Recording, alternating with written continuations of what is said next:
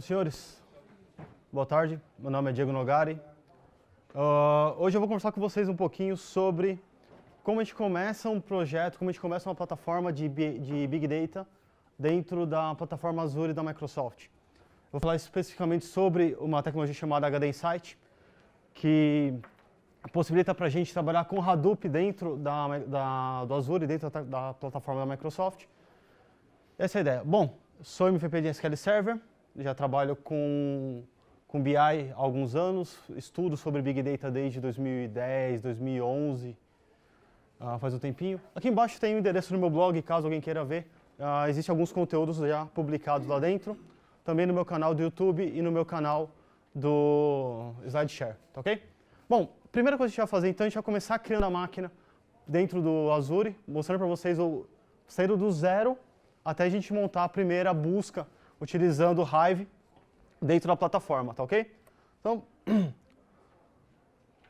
vou mostrar aqui a tela para vocês. Então, a primeira coisa de vocês seria se conectar ao Azure, né? Aqui dentro tem a tecnologia do HD Insight para a gente começar. A gente vai criar um cluster para isso. Antes de criar o cluster do HD Insight, que é o propósito que a gente está trabalhando hoje, a gente vai criar uma conta de armazenamento. E essa conta de armazenamento deve estar localizada no mesmo data center do seu servidor de HD Insight, tá ok? Por enquanto ainda não tem a conta do HD Insight aqui no Brasil, então a gente precisa fazer um armazenamento em algum lugar que seja compatível. Então eu vou colocar aqui o leste dos Estados Unidos, que para mim funciona bem lá. Vou colocar um nome qualquer aqui no nome do meu storage. Vou falar, não preciso de redundância muito grande, porque é só para demonstração aqui, então não vai ter nada de absurdo. Eu vou mandar provisionar essa conta para mim. Dentro de alguns instantes a conta vai estar provisionada e a gente já consegue sair daqui da conta de armazenamento e passar para o HD Insight. Bom, antes da gente falar disso daí, alguém aqui já trabalha com Big Data, já ouviu falar de Big Data? 1, 2, 3, 4, 5, 6, legal. Bom, para as outras pessoas que nunca ouviram falar de Big Data, a gente não está falando, né, o Zavosky até fez a piadinha, Big Data não é a data de 31 de dezembro de 9999, isso daí não é um Big Data. A gente está falando de trabalhar com um grande volume de dados, trabalhar com uma aplicação que consiga trabalhar com um volume absurdamente grande e que não é normalmente trabalhado com BI. Isso daqui não o Big Data não vai substituir o que o BI faz. Isso é bom deixar isso bem claro. O Big Data vai completar algumas necessidades que a gente não conseguia atingir com o BI, e o BI ainda continua atendendo muita gente nas demandas corporativas, nas demandas do dia a dia que a gente tem, tá ok? É bom deixar isso bem claro, para você não pensar, sair daqui e falar, puta meu, o Big Data vai substituir o BI. Não, não vai, não é esse o ponto. São coisas que se completam, elas trabalham numa sinergia muito boa, e dá para a gente trabalhar com ambas dentro da mesma solução, tá ok? Ó, já foi criada a conta de armazenamento. Agora eu vou criar o meu cluster do HD Insight. Repara que aqui eu tenho hoje duas possibilidades de criar, né? O Hadoop, que é a plataforma macro, onde estão todas a estrutura para a gente trabalhar com a arquitetura MPP, né? O Massive Parallel Processing, ou processamento paralelo e massivo, várias máquinas trabalhando para a gente em paralelo para resolver o problema. E eu tenho aqui um outro chamado HBase. Esse HBase aqui, HBase, ele é uma plataforma dentro do Hadoop, para trabalhar com o Data Warehouse e dados estruturados, tá ok? Eu vou seguir no padrão para a gente criar a questão do Hadoop normal e vou colocar aqui novamente o nome que eu quero para o meu cluster. Eu sou muito criativo, coloquei o nome do storage como Big Data Nogari, o nome do cluster como Big Data Nogari e qualquer uma outra coisa que for fazer eu vou colocar também como Big Data Nogari porque eu tenho muita criatividade. Tamanho do cluster, isso é importante. O tamanho do cluster impacta diretamente em quantos nós a gente vai ter para processamento paralelo do nosso ambiente. Quanto mais clusters a gente colocar para processar, mais rápido vai ficar o processamento, mais MapReduce vai conseguir desenhar dentro da nossa aplicação, melhor vai ficando a nossa arquitetura. Porém, quanto mais cluster a gente colocar ali, a gente vai estar pagando por isso. Então, coloquem isso, provisionem o ambiente de vocês de acordo com a sua necessidade, tá ok? Cada cluster desses aqui ele tem uma redundância para 3 nós. Então, cada vez que você escreve num cluster do Azure, do Hadoop, ele já faz a replicação para outros 3 nós, justamente para você manter uma redundância. Eu vou explicar com mais detalhes depois, mas deixa isso aqui gravado. A gente vai precisar de alguns nós, né, para poder montar a plataforma do ambiente. Aqui você precisa colocar uma senha que siga um padrão de segurança, né, com maiúsculas, minúsculas nossa, fugiu o nome. E símbolos, né? Então você coloca aqui 1, 2, 3, mudar com M maiúsculo, já vai passar. E você escolhe ali a conta de armazenamento que você vai trabalhar, ok? Nesse momento você põe para criar, ele vai demorar um pouquinho, porque o provisionamento dessa máquina, o provisionamento de um cluster do HD Insight ele é um pouco complexo, então ele demora um pouco para ser feito. Então, por isso que eu começo sempre a apresentação levando para esse lado, a gente começar com a demo da criação da máquina. Daqui a pouco, quando a gente voltar, a gente vai finalizar a demo, na verdade, outras demos, né? Mas assim que ele terminar. Vamos lá, aquilo que eu tinha comentado um pouquinho com vocês agora há pouco, né? A questão do Big Data não vai substituir o BI, eles vão trabalhar em paralelo. Alguém já viu esse tipo de informação aqui vindo do Google? Isso aqui é o Google Trends, tá? A quantidade de termos que são buscados, a quantidade de análise daquele termo buscado naquele período. Então, se a gente está olhando aqui de 2005 até 2014, você vê que o termo BI, o termo Business Intelligence, ele dá uma pequena declinada, mas ele continua super atual, o pessoal continua usando isso daqui. Porém, quando eu olho para Big Data, eu faço um comparativo entre BI e Big Data, reparem que eu estava vindo bem flatzinho, né, bem baixo, a busca disso daqui até o final, até 2011, né, até o finalzinho de 2010, comecei em 2011 ali, ele começou a ter uma subida e entrou mesmo em crescimento alto em 2012, a 2013 e olha para frente, 2014. Então assim, está muita evidência, vale muito a pena a gente, como profissional de TI, olhar para esse cara, para esse tal de Big Data e começar a entender o porquê que esse cara vai ser importante para a gente. Olha a curva de crescimento que ele teve nos últimos 2 anos, tá? Um outro número para a gente aqui, do porquê que a gente deve investir em Big Data. Isso aqui é um gráfico do Gartner chamado Hype Cycle. Em 2009, isso aqui são os gráficos de tecnologias emergentes, tá? Em 2009 a gente nem via, não era nem possível encontrar Big Data nesse gráfico de tecnologias emergentes do Gartner. Já em 2012, você consegue ver que ele está subindo, né? Ele está indo para o topo da montanha, né? O topo desse gráfico, depois ele cai na desilusão do ambiente, né? Esse é o caminho padrão para acontecer. Ele sobe, fica no topo, cai, depois ele estabiliza. A maioria das tecnologias, ela morre nessa queda, tá? Porque não que ela morra de verdade, mas ela para de ser usada. Porque as pessoas começam a desacreditar, tem aquele momento da desilusão da tecnologia, e fala, puta, mas realmente isso aqui não funciona para mim, não vai me atender, então vou parar. O pico aqui que a gente tem funciona muito para a gente começar a testar e fazer muito barulho em cima disso. Olha onde está. 2013 já subiu, 2014 já começou a descer. Isso é importante para a gente. Por quê? Em 2015 provavelmente ela vai estar aqui para baixo, em 2016 ela vai estar estável.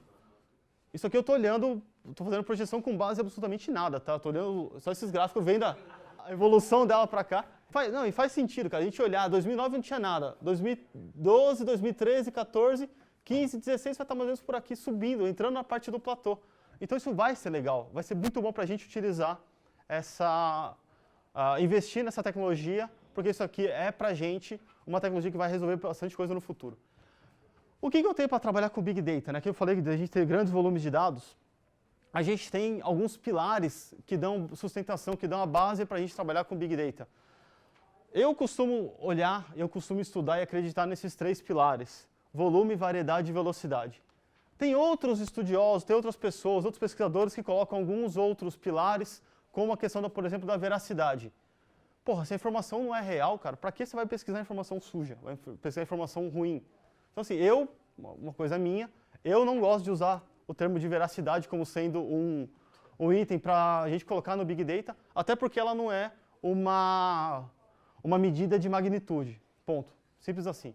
Então, a gente olha, basicamente, para esses 3 itens aqui, o volume, variedade e velocidade, e consegue traçar para a gente uma forma como eu vou trabalhar com o meu ambiente, tá?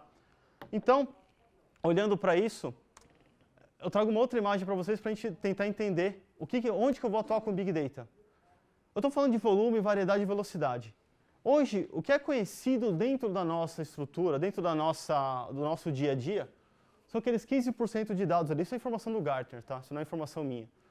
Esses 15% de informação que é conhecida hoje, que são informações estruturadas, então, é um arquivo XML que tem definição, o que é um campo inteiro, o que é um campo numérico, o que é um campo de data, é um banco de dados relacional que está em estrutura dele muito bem definida, é um NoSQL que tem a estrutura dele em algum outro arquivo mapeando os dados que estão naquele arquivo NoSQL. Então, tudo que é estruturado, tudo que eu consigo localizar e entender aquele cenário, eu posso entender como um dado estruturado.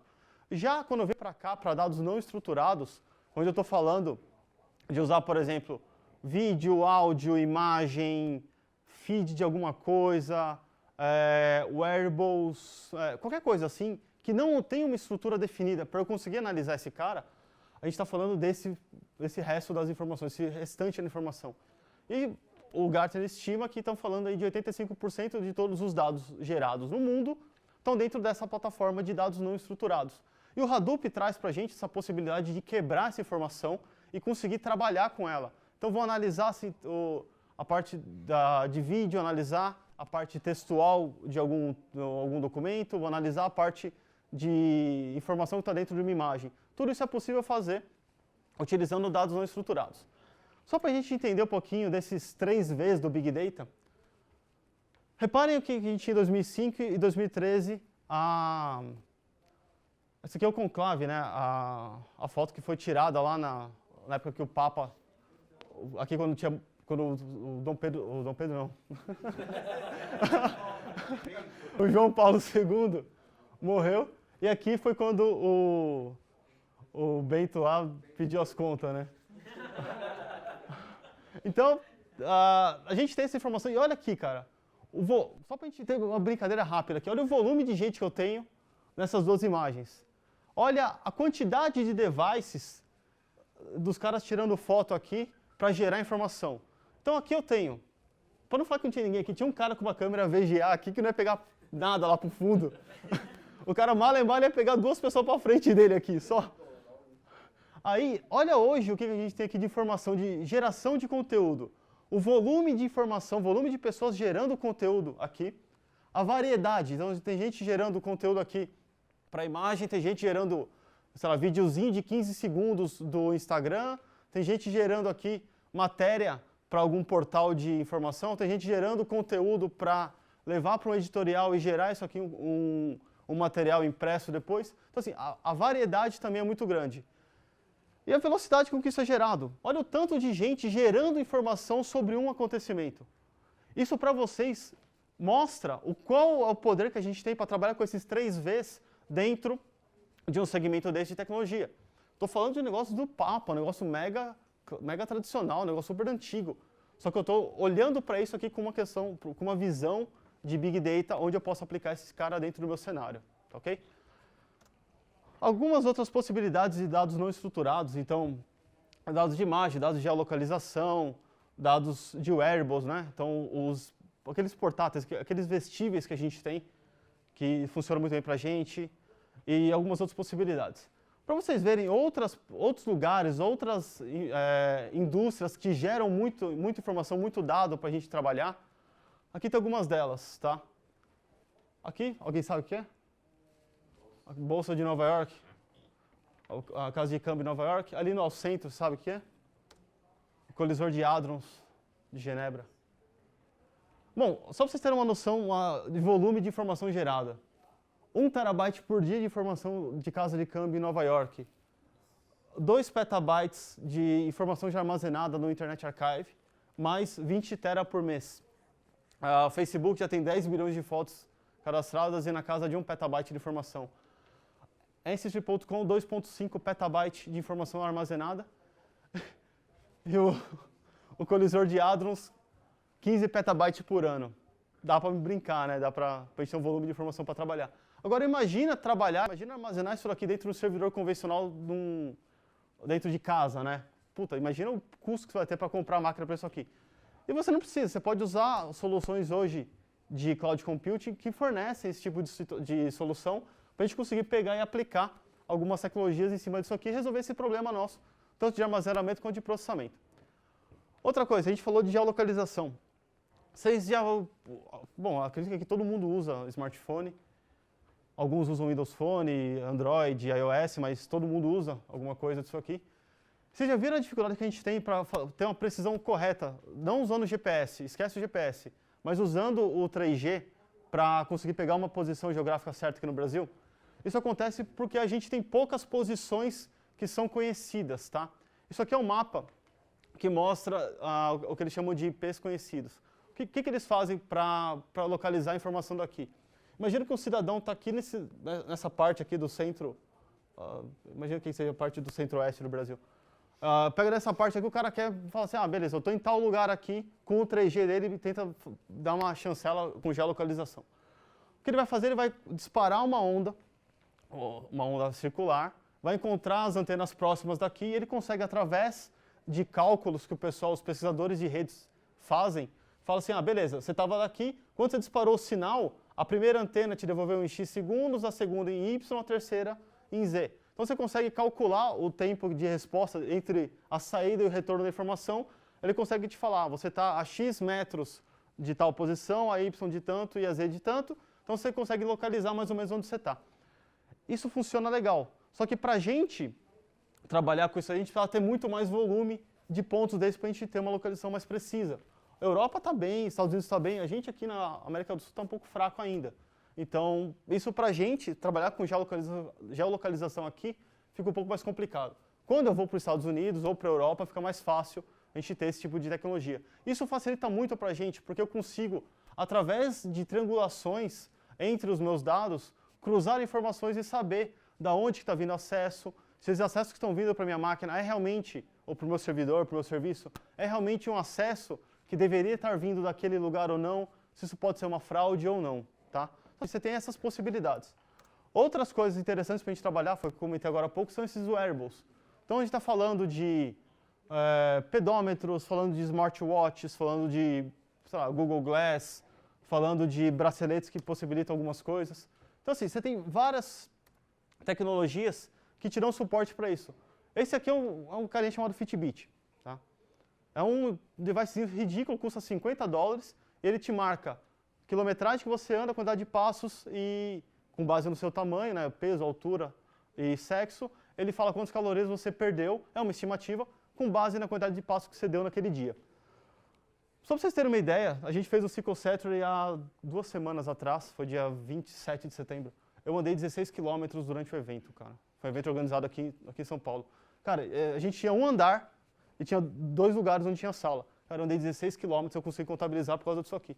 Cara, é incrível. É muita coisa para você andar durante o evento. Você sai destruído. Mas eu consegui ter essa ideia por causa desse cara. Aí você começa a comparar o quanto você caminha, ou você anda, ou você corre, ou faz algum tipo de atividade com um tipo de dispositivo desse aqui que custa $50. Aí você começa a olhar e ver, puta, a minha vida, depois que eu comecei a fazer X coisas, eu comecei a ter uma melhora de saúde e eu não sei porquê. Aí você começa a olhar por esses caras aqui, ou aquelas pulseirinhas que estão conectadas ao seu smartphone também e te dá algumas informações do tempo que você dorme, como que você se alimenta, como que está seu batimento cardíaco durante o dia. Você consegue analisar essas coisas para a área de saúde e ter um benefício com isso, tá? Aqui tem um outro videozinho que eu quero mostrar para vocês, para geração de informação para se trabalhar e manipular vídeo em tempo real. Isso daqui é a câmera do Xbox One, tá? É a câmera do Kinect do Xbox One. Repara, o cara da esquerda está fazendo os movimentos em frente da câmera. Isso daqui seria o software do Kinect processando a informação e mostrando para cá. Olha a precisão que chega a ter os pedacinhos dos dedos, pedacinho da informação que ele está analisando ali. Isso não só para o esqueleto, você tem a possibilidade de olhar como que está a visualização 3D daquele corpo. Então você consegue olhar se está lateralmente, se está de frente, de lado, de cima, de baixo, e processa. E também a questão da onde está tendo força em cima da musculatura do cara. Isso tudo é o software fazendo através do cara que está do outro lado. Então você tem uma possibilidade muito grande aí de processar essa informação, tá? Aqui tem o vídeo completo do canal, depois na informação no final da apresentação também tem o link para vocês acessarem. Então isso é uma forma que a gente tem para gerar informação e processar. Só que aí volta. Puta, eu preciso processar essa informação do vídeo em tempo real ou preciso processar essa informação do vídeo em batch? Preciso processar isso daí depois de um tempo. Então a gente tem essas duas possibilidades. Eu tenho tanto real-time quanto batch para eu trabalhar com Big Data, para trabalhar com o meu provisionamento da informação. Imagina para fraude bancária, por exemplo, eu tenho dentro do caixa eletrônico uma câmera dessa do Kinect. Aí a câmera foi lá, pegou o cara, né, olhou para um lado, olhou para o outro, começou a forçar alguma coisa ali, e o Kinect reconhecendo esses padrões. O Kinect vendo que esse tipo de coisa está acontecendo. Ele pode gerar um alerta, isso em tempo real, né? Gera um alerta, aí vai a polícia, vai alguém analisar aquele cenário para ver o que aconteceu aqui no momento. Ou, se eu estou processando isso em batch, isso é uma situação. O negócio foi lá, olhou, viu que houve uma fraude ali, capturou aquela informação e armazenou. Foi outro vídeo de outra fraude, capturou a informação e armazenou. Com isso, ele foi gerando padrões e armazenando esses padrões que são padrões conhecidos do que é uma fraude. Quando, depois de um tempo, o meu real-time vai analisar a informação, ele pode pegar a base do que eu tenho em batch e falar, vou cruzar as informações aqui e falar, meu, eu tenho 80% de semelhança em cima dessas duas ações. Eu vou jogar um alerta aqui para os caras da polícia ou da segurança irem dar uma averiguada, ver o que está acontecendo naquele caixa eletrônico. Então, assim, você tem essas duas possibilidades. Você tem essas análises para fazer dentro da sua necessidade, tá ok? Desafios técnicos que a gente tem hoje para trabalhar com esses caras. Primeira coisa deles, cara, dado sujo. Puta vida, cara, como o dado sujo atrapalha a nossa vida. A gente está falando de trabalhar com dado que os caras chegam e estragam o dado tipo, todas as colunas da minha tabela são colunas texto. Aí você vai processar alguma informação com data, a coluna de data não é uma data, é uma coluna texto. Você vai processar informação, valor monetário não é valor monetário, é valor com casa decimal, é um texto. Então você começa a ter um monte de problema com isso, você começa a ter uma dificuldade e ter um esforço a mais para poder limpar e adequar o seu ambiente. Outra coisa, tipo de dado inadequado, não só do campo de texto, né? O cara vai armazenar o valor true ou false. O cara vai criar um campo lá, textual, escreve true, escreve false. Outros caras que armazenam valores nulos. Aplicação que o cara, em vez de não gravar a informação e deixar só checada, aquela informação é uma informação não existente, né? Uma informação nula, o cara escreve nulo na tabela. Gente, parece brincadeira, eu já peguei isso em produção, em vários ambientes diferentes de grandes multinacionais. É complicado, cara. Então, assim, é tenso de falar, não vou citar nomes, mas é complicado. E isso por um lado, agiliza, por exemplo, o desenvolvedor de software que está ali usando um gerador de código para banco, para ele vai ficar super rápido gerar isso daí. Só que para a gente, enquanto analista de dados, gente cientista de dados, gente DBA, a gente tem um sério problema com isso daqui, ok? Então, fica a dica, a hora que vocês estiverem trabalhando com isso, por favor, gente, não estraguem a vida do DBA, não façam o cara cortar os pulsos, tá ok? Vamos lá, vamos entender como que funciona esse armazenamento que eu comentei do cluster lá atrás, né? Primeira coisa que ele vai fazer vai ser replicar os dados. Então a gente começa recebendo a informação. Lembra que cada um daqueles clusters que a gente falou, aqui nesse caso, né, eu montei quatro nós no meu cluster, e cada um desses nós replica informação para 3 pontos. Então vamos imaginar aqui, né? Eu tenho os dados, eu falei, me monte isso aqui com 4 nós. A primeira coisa que ele faz é armazenar essas réplicas em cada um deles. Pum, armazenou separado, a mesma informação replicada em 3 lugares. Os próximos dados a mesma coisa. E assim vai indo. Então todo dado que eu tenho, ele vai armazenando essa réplica em 3 ambientes diferentes. Para que isso? Para eu manter redundância do meu dado. Eu estou eliminando o processamento de disco, eu estou eliminando concorrência de fazer o meu processamento em uma máquina só, eu estou eliminando a quantidade de memória necessária para cada uma das máquinas para ela processar. Imagina se eu fosse processar aqui, as informações estão em amarelinho, né? Se eu tivesse aqui 1 GB de informação em cada uma delas, e eu tivesse tudo no mesmo servidor, eu quisesse trabalhar com isso em memória, eu ia precisar de no mínimo 3 GB de memória dentro do meu servidor. Eu estou falando com um valor absurdamente baixo só para vocês terem uma ideia, tá? Quando eu estou falando para trabalhar para cá, eu consigo ter servidores separados com 1 GB de memória cada um, porque já vai suprir essa minha necessidade. Então, isso faz o meu ambiente ficar melhor. Outra coisa do disco, né? A gente está falando de um disco aí que, se são discos mecânicos, a gente está falando de uma média de 50 megabytes por segundo que ele consegue trafegar e consegue processar de informação. Se eu estou falando de, sei lá, 50 GB, eu vou precisar de 50 dividido por 50 mega, vai gerar ali 1024 segundos para poder processar o negócio. Acho que a conta era essa. Eu não lembro, eu fiz de cabeça a conta agora, eu devo ter feito errado para variar. Mas você tem esse gap de disco também que faz o impacto do seu ambiente. Agora imagina, se eu tivesse que gerar tudo isso daí em um único disco. Então é um problema de performance, né? É um problema que a gente tem de segurança. E outra coisa, se caso um desses meus servidores aqui caia, independente de qual deles seja, tá? Vamos supor que caiu esse aqui que tem todas as informações do meu ambiente. Esse cara está fora. Porém, eu tenho informaçãozinha do verde para cá ou aqui, a azulzinha está aqui, a amarela, né, está aqui para cá, a branca aqui, a laranja aqui. Então, assim, independente de onde se caia um desses ambientes, por mais que ele seja completo, eu tenho essa réplica dele funcionando em outros ambientes que pode me retornar essa informação, tá? Depois que a gente armazena o dado, eu preciso processar esse cara, que é onde entra o meu processo de MapReduce. Olhando para os meus cenários, né, olhando para esse meu ambiente, ele cruzou as informações. Aí eu tenho o meu código de MapReduce. Dentro do Hadoop, o Hadoop é um conjunto de tecnologias que funciona muito bem para a gente trabalhar com esse volume de dados estruturados e não estruturados e a arquitetura MPP. Dentro dele tem o Core, que é onde vai ter o armazenamento do meu dado, que pode ser um Hive, pode ser um HBase. O Hive vai processar a informação, vai conseguir consultar para mim como se fosse um MySQL ou algum outro banco de dados relacional, mas o código é muito parecido com o MySQL.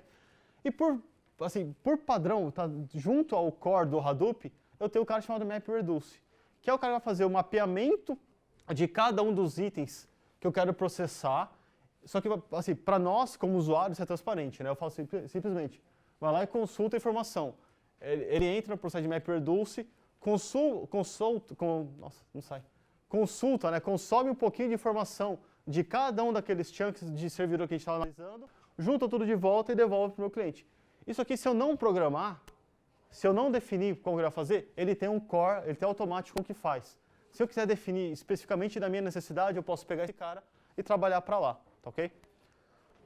Aí entra o processo do MapReduce, que é esse código, e vai disparar o MapReduce para todo o meu ambiente, vai processar essa informação e no fim ele me devolve o gráfico, me devolve a consulta, me devolve o que eu estiver fazendo. Eu posso fazer isso através de um gráfico, fazer uma consulta, uma busca no Excel para me trazer uma tabela, posso consultar isso com R, posso consultar da forma que eu quiser, tá ok? Bom, aqui eu tenho como funciona esse processamento dele, né? Como que é a brincadeira. Então reparem, deixa eu voltar aqui de novo. Ele sai do zero, faz 3 réplicas, as informações ficam replicadas nesses lugares, cada um desses clusters que estava replicado, ele vai fazer o processamento de um pedacinho da informação, no final ele junta a informação nos 3 pedaços que eram originais e devolve para o meu cliente uma única informação. Então, isso aqui é todo o processo que sai de um dos nós do meu cluster, ele chega no resultado, que ele vai consumir essa informação e para o meu cliente, no final das contas, vai ser transparente, a gente não vai ver, tá? Então, só um desenho rápido aqui da replicação, que é como funciona dentro de um desses data centers, né? Um ponto interessante é que, por mais que a gente tenha aquele limite de X megabyte por disco para consumir, esses suítes trabalham com, normalmente, gigabit, então você não tem um problema de performance para juntar os servidores em cada um desses ambientes. Você simplesmente consome a informação em gigabit que está em memória, fica muito mais rápido para ele consegue trafegar e juntar as informações, mesmo que seja a verdinha daqui com a verdinha de lá, tá? Que está em cada uma das pontas desse cluster que a gente montou. Tá? Vamos rapidinho olhar mais uma demo? Legal, terminou aqui de fazer a criação do meu ambiente, né? O que eu vou fazer agora vai ser acessar ele, eu vou falar para ele, me permita a conexão remota. Eu vou criar um usuário aqui. Vou falar que ele vai expirar amanhã, só para não ter chabu. Eu vou dar um OK. Nesse momento ele vai começar a habilitar para mim a possibilidade de conectar nesse cara. Enquanto está fazendo aqui, eu quero mostrar para vocês, é possível consumir informação que está armazenado dentro do meu Big Data, dentro do meu Hadoop, com algumas ferramentas, como, por exemplo, o Excel. Aqui, ó.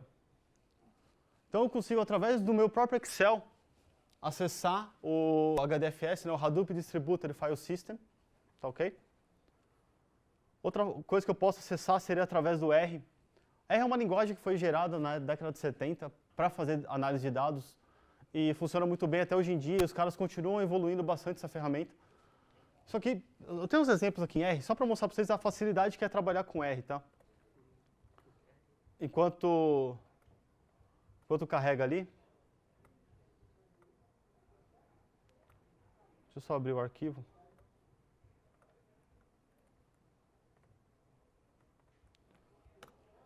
Vou pegar esse primeiro carinha aqui. Esse código não é meu, tá? Esse código eu peguei de um site desse cara aqui. Aqui em cima tem o link do site, para vocês darem uma olhada depois. Deixa eu só configurar direitinho aqui. Beleza. Bom, a primeira coisa que eu vou fazer seria né, ler essa URL, carregar os dados dela no arquivo, na verdade chamar um arquivo chamado txt e carregar os dados disso para dentro dessa variável chamada A. Né? Então eu estou usando um código chamado readTable, passando a URL, o nome do arquivo, o separador. Assim, é muito simples para fazer a leitura dos dados com esse cara aqui. Aí eu vou fechar minha URL aqui, boa. Nesse momento, eu falo para ele gerar um arquivo PDF para mim com esse nome. Deixa eu mostrar aqui na tela, ó. Aqui na pasta não tem esse arquivo PDF, tá vendo? Eu vou mandar ele gerar o arquivo PDF. Volto aqui. Acabou de gerar o PDF para mim. E como o PDF está aberto ainda, eu não vou conseguir abrir, porque ele vai dar que o arquivo tá corrompido. Porque eu não fechei meu PDF ainda. Aí eu começo a fazer algumas junções de informação para cá. Reparem que aqui do lado, ele vai carregando os dados que a gente está trabalhando, tá? Carregando todas as amostras, todo o processamento que eu estou fazendo, ele está armazenando nesse lado. Então, eu gerei o primeiro subset, vou gerar aqui o próximo. Está gerando as informações para mim. Todos esses códigos aqui são códigos que você consegue pegar e trabalhar depois. É bem simples de trabalhar, inclusive, com R. Tá? Existem treinamentos gratuitos na internet para você aprender R. Vamos ver se o meu arquivo vai funcionar. Opa! Ah, não estraguei nada. Na verdade, estraguei um pedaço que era para ter plotado alguma informação naquele gráfico lá de cima, mas não plotou. E aqui você tem uma análise em cima de dados que estão sendo consumidos de algum lugar. Como no caso eu acessei aquela URL que estava pronta, ele trouxe essas informações para mim. Poderia acessar isso aqui poderia consultar os dados, na verdade, de um Big Data que está dentro do Hadoop ou por aí vai, tá ok?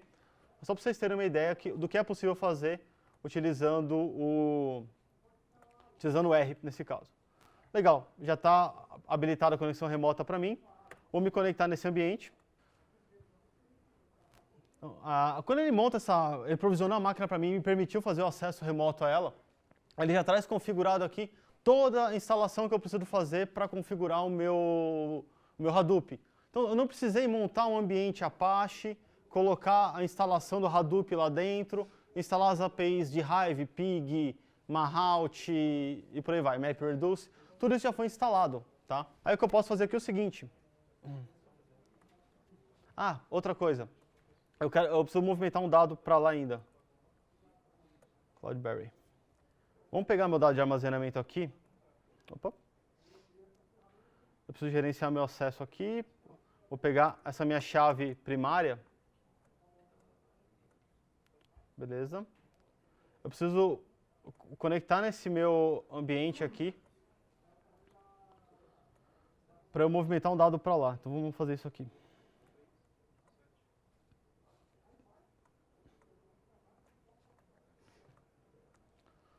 Ó, reparem que esse aqui é aquele cluster que eu criei, tá? Que não tem nada de informação aqui dentro ainda.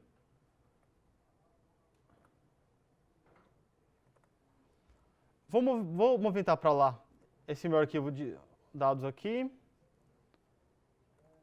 Então eu vou deixar aqui na raiz o PIB. Tá? São duas movimentações que está fazendo para cá. Daqui a pouco a gente volta a falar sobre elas. Aqui dentro, eu tenho o meu command line para trabalhar com o Big Data. Tá?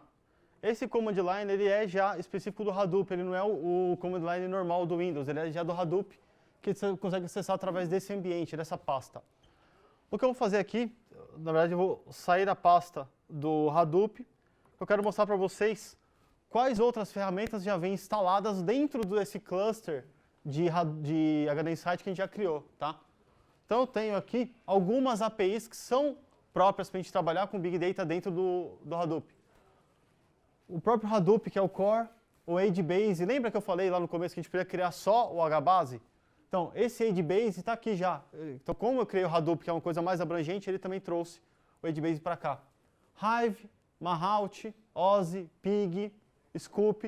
Então, você tem uma porrada de ferramenta, de porrada de API já pronta para você simplesmente consultar a informação e trabalhar com os dados do Big Data. Então, eu posso trabalhar aqui, por exemplo, o Scoop, que é a minha ferramenta de fazer ETL. Então, eu posso fazer todo o meu processamento, meu trabalho de extração de informação de um lado, limpeza desses dados e carga no outro lado, né? ETL, extração, transformação e carga dos dados. ETL em inglês, né? Extraction, Transformation, Loading. Então, eu faço com o Scoop. Posso ter meu ambiente de Mahout, meu ambiente de Machine Learning. É um ambiente que já faz todo o meu aprendizado de máquina utilizando ali essa plataforma. O que a gente vai consumir aqui agora, a gente vai trabalhar, vai ser utilizando o Hive, que é a linguagem utilizada dentro do Hadoop para trabalhar com consultas. É o HiveQL. Ele é muito parecido, a sintaxe dele, sintaxe de escrita, é muito parecida com o que a gente tem dentro do MySQL, tá ok? Então eu vou acessar aqui. Ele vai criar para mim, ele está acessando o Hive e vai me permitir começar a escrever códigos em Hive aqui dentro. Eu já tenho a minha colinha, que eu vou pegar aqui.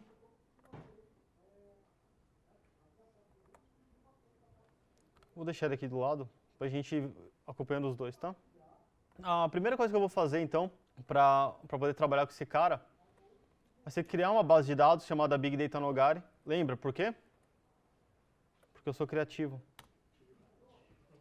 Então aqui, vai criando a base. Ele demora um pouquinho até ele meio que esquentar o motor, porque ele está começando a fazer as replicações, começando a jogar para todas as bases, para todos os nós daqueles clusters. Então ele acaba demorando um pouquinho para fazer esses processos simples, do tipo criar um database e devolver a quantidade de acesso que eu tenho, devolver os usuários que estão consumindo informação em determinada coisa.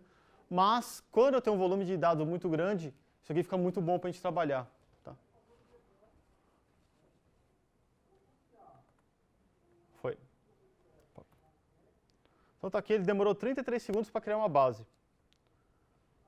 Aí eu posso usar um show databases aqui, só para a gente retornar os dados que eu tenho. Aqui ele vai um pouquinho mais rápido já, porque ele já conseguiu.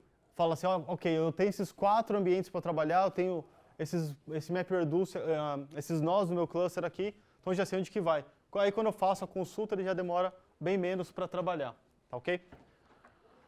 Então, o que eu vou fazer agora vai ser criar uma tabela chamada municípios, que é relacionada ao que eu tenho naquele meu arquivo que eu vou consumir, né?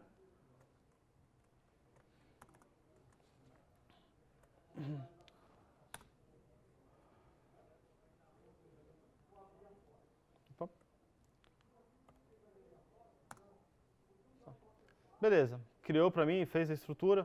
Vamos olhar as tabelas que eu tenho aqui dentro?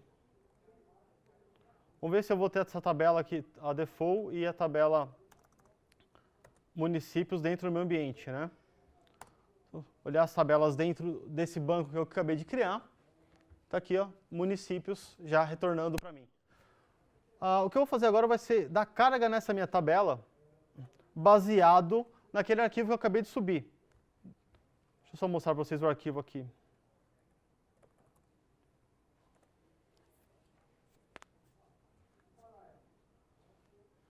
Está aqui, ó.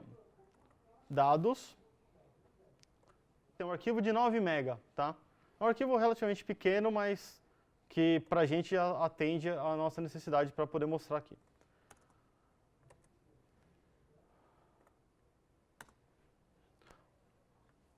Praticamente, e depois de 1 segundo, ele deu a carga daqueles 9 MB dentro do meu ambiente. Eu estou falando isso aqui de estou usando algumas máquinas para trabalhar, né? Vamos ver o que eu tenho de linhas aqui dentro?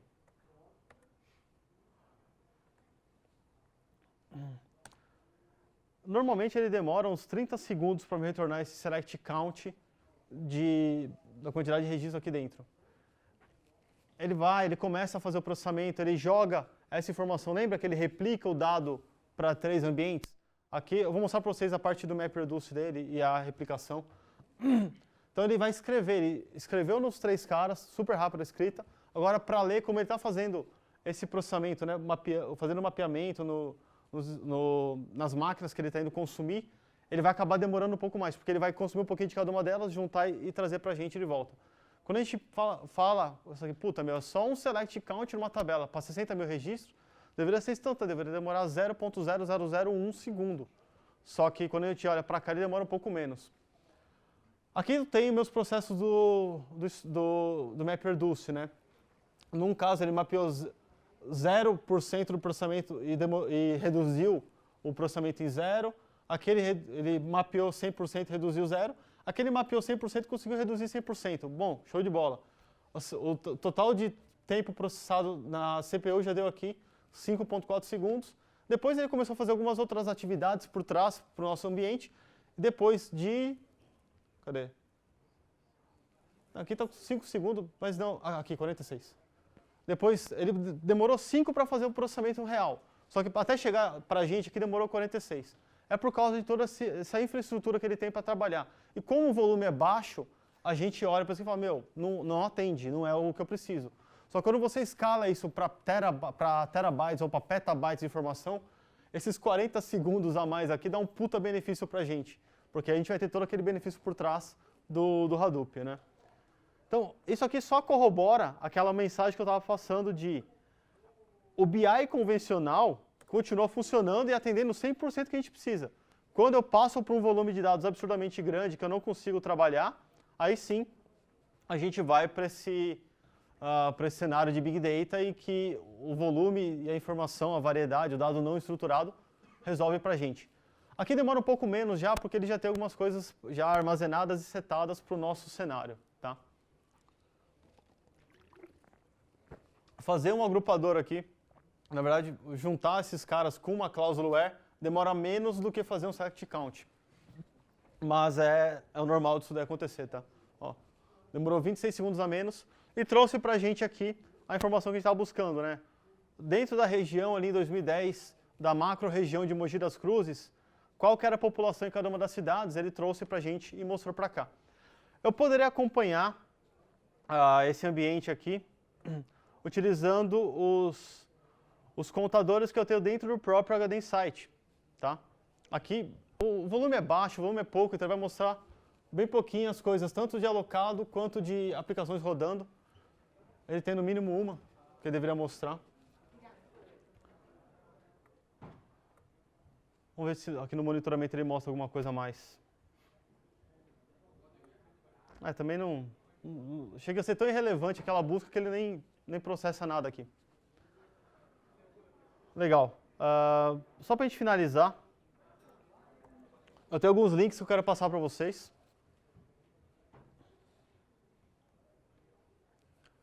Como que você consegue aprender algumas coisas para trabalhar com Big Data?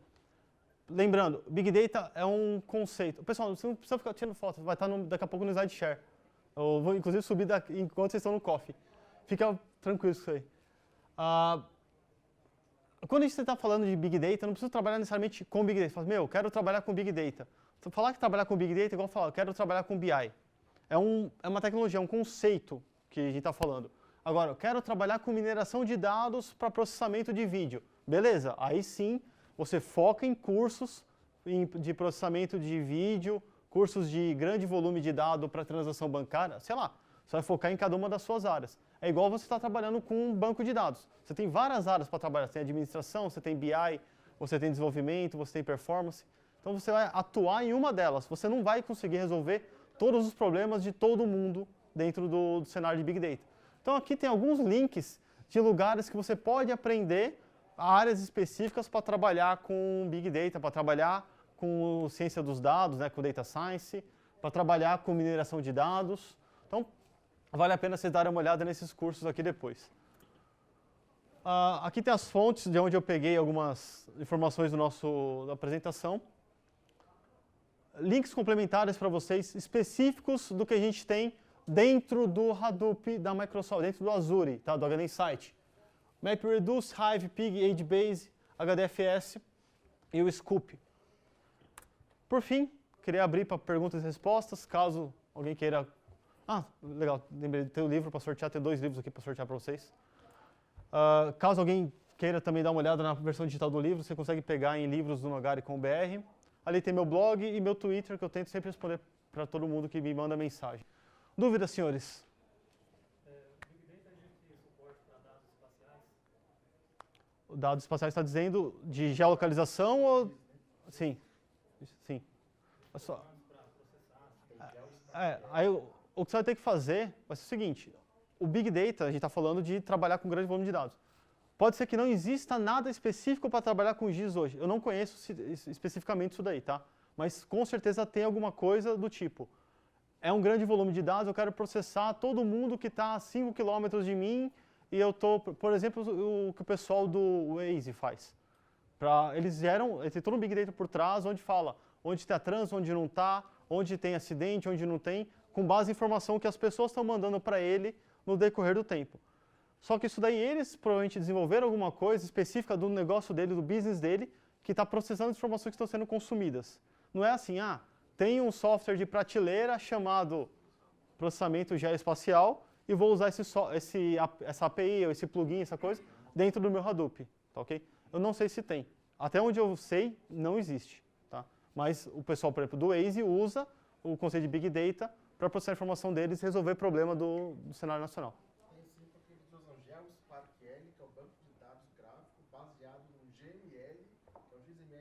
Cara, não tenho a menor ideia do que você está falando, velho. Mas eu acredito 100% em você. O cara tá ali para responder essa pergunta, velho. Eu não tenho a menor ideia, cara. Não conheço. Você sabe qual que é a distribuição que roda o HD Insight? É tipo um Hortonworks? É da Hortonworks, mas eu não sei que Linux está por trás.